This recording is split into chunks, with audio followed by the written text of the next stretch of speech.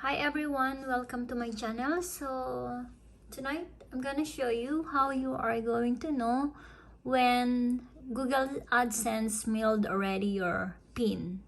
Okay, first open a tab.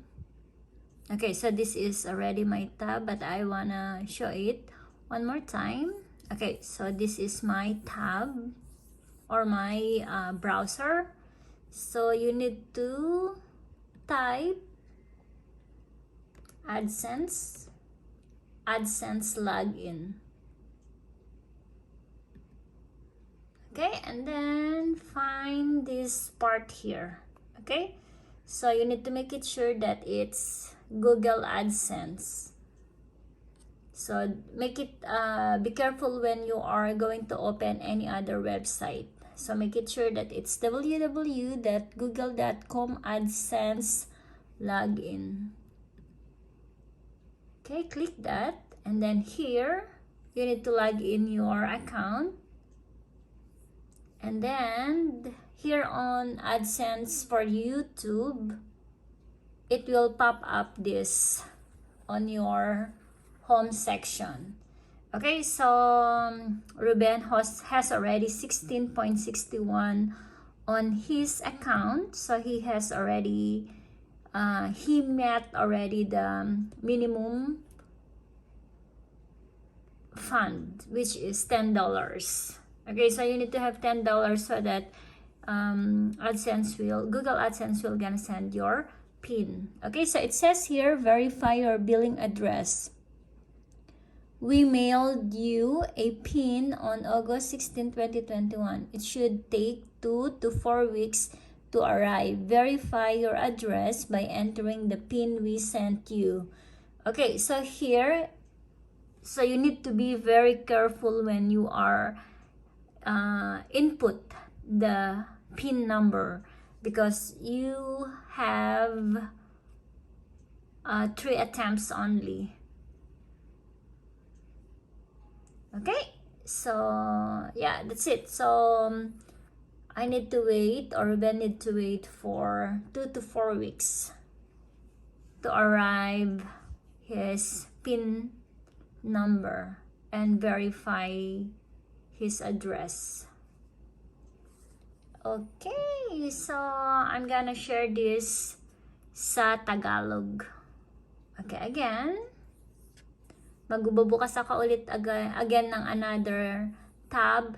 Pwede nyo itong magawa sa Google or Google Chrome. Kahit gamit niyo ay cellphone lang. Okay, so ulitin natin. Off ko muna yan. Then open ako ng another tab. Okay, in Tagalog. So I'm gonna share this in Tagalog language or Filipino language. Okay, so magbukas ka lang ng tab, and then i-type mo is AdSense login.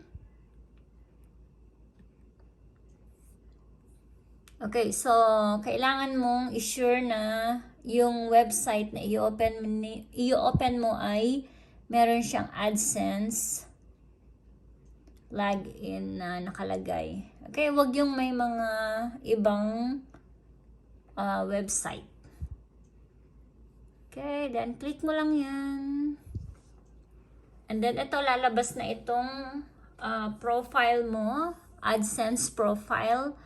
Tapos, makikita mo dito is yung balance mo, kung magkano na yung kinita mo. Make it sure na meron kang $10 na fund para ma-send sa iyo ang iyong PIN, or else hindi pa yan ma-send sa iyo. So, si Ruben ay meron na siyang 16.61. So, nag-mail na si Google AdSense sa kanya. So, ang sabi dito is verify your billing address. Kaso lang wala pa yung PIN niya, so hindi niya pa pwedeng i-verify. So, ang sabi ni Google AdSense, I will mail you a PIN on August 16. So, na-mail na siya kasi today is 19 na. So, it should take 2 to 4 weeks. So, 2 to 4 weeks bago ma-receive niya yung kanyang PIN, either post office or directly sa kanilang bahay. So, door to door. Okay, so yan. Ganyan lang siya kabilis, ganyan lang siya kadali kung paano ninyo malalaman, or else makaka-receive kayo ng email sa inyong Gmail account. Okay guys, kung meron kayong mga katanungan, don't hesitate to leave a comment on the comment section. Okay, so I hope guys you learned something from my video today, and